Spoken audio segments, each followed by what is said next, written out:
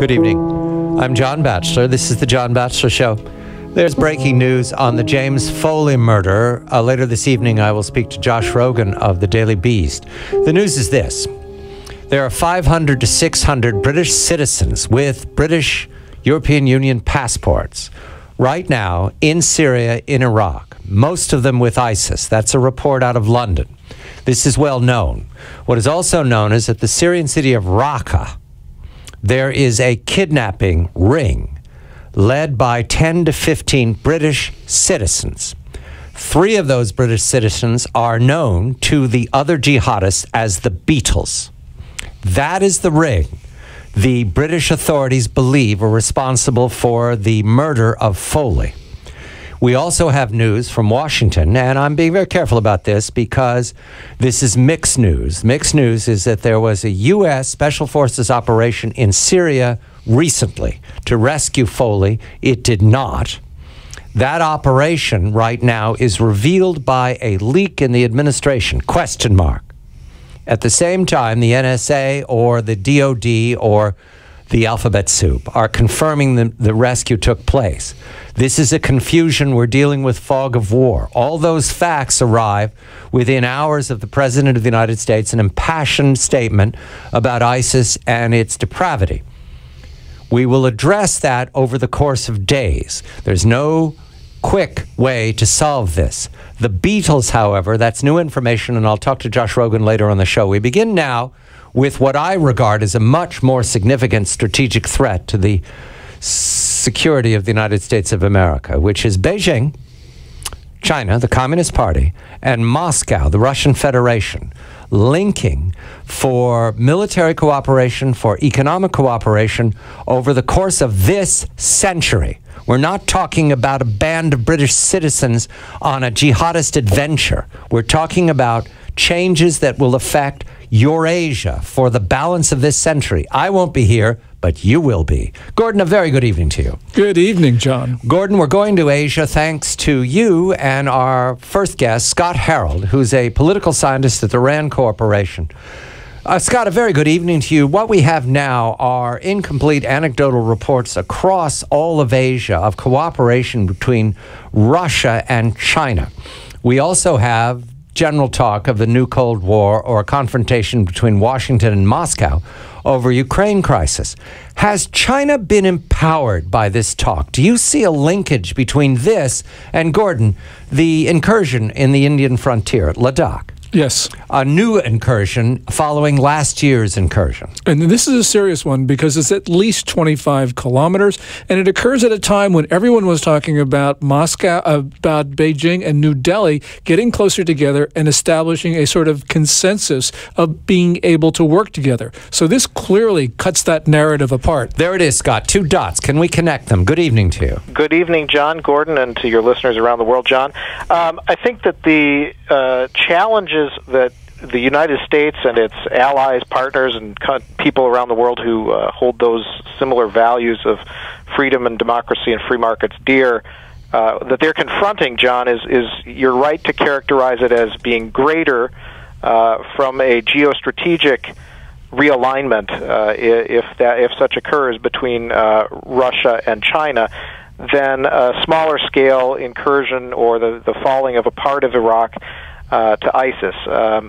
In terms of Moscow and Beijing, clearly these are 2 regimes that do not appreciate the U.S.-led or post-World War II, post-Cold War order, and that feel like they have both a threat that's posed to their interests from democracy and human rights, as well as a challenge by the power of the United States and its allies. Now, there are limitations on that. Russia is an energy exporter. It wants to get a high price, but it cannot get that from the Europeans now because of the sanctions. So they were forced to turn to the Chinese, and I think, Gordon, you've probably heard this too. The Chinese really forced Moscow to take a haircut on the price for the energy deal that went through, and essentially because the regime falls under Mr. Putin, Gazprom had to do so. And I think there's been a lot of griping that the price that Gazprom is going to have to accept is one that it will actually lose money on. There's also tension in the relationship to some extent because while they agree on opposing the United States, Moscow is the primary or one of the primary weapons suppliers to India, and China is the prime threat to India after Pakistan and global jihadis. So there are some built-in challenges, but there are a lot of areas of overlap too. You know, many people talk about the Second Cold War. Some people think that it's occurring. Some others think that it isn't. Putin obviously thinks that there is a new ideological divide in the world because there seems to be a paradigm shift in the thinking of the Russians.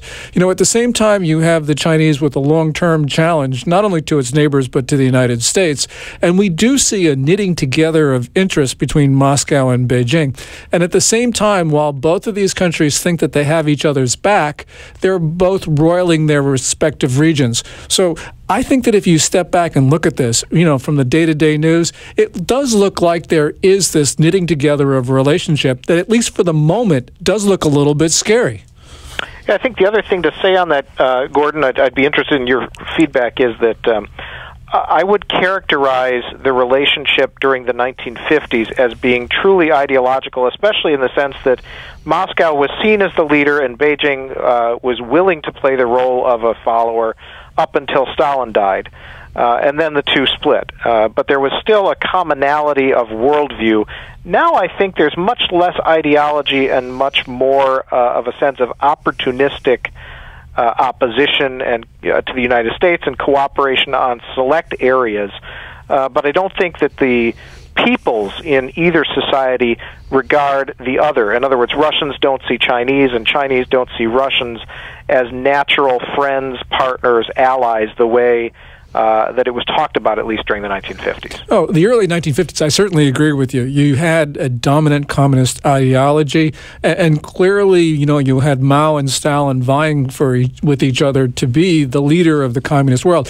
Those days, of course, are over, but you do see two leaders with authoritarian tendencies, and clearly they do have a commonality of interest in the sense that they do think, as you said, that democratic nations do threaten their various societies. So I think that in a sense, maybe ideological was not the proper term, but nonetheless, we do see a common challenge. And, you know, we got to be concerned because the global narrative that we as Americans have is that we won the Cold War after we pried the Chinese away from the Russians. And now, for the first time since, you know, the 1960s or so, we are facing a united China and Russia. And this has got to be a concern to the United States. Scott, let's look at Eurasia. The vast continent stretching from Western Europe all the way to Japan, that can be dominated by Russia because it's in both camps.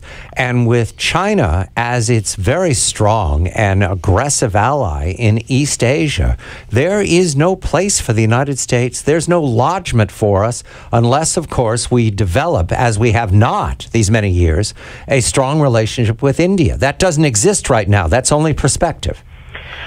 Well, I mean, I think on the one hand, John, that's certainly, you've put your finger on it, that is the concern. In the worst case scenario, these two countries do develop into genuine allies who coordinate their policies. But on another hand, to say that Russia can dominate the Eurasian landmass, I mean, look at what they've been able to do to Ukraine and to Georgia. I mean, these are small, weak countries, and it hasn't really been a cakewalk.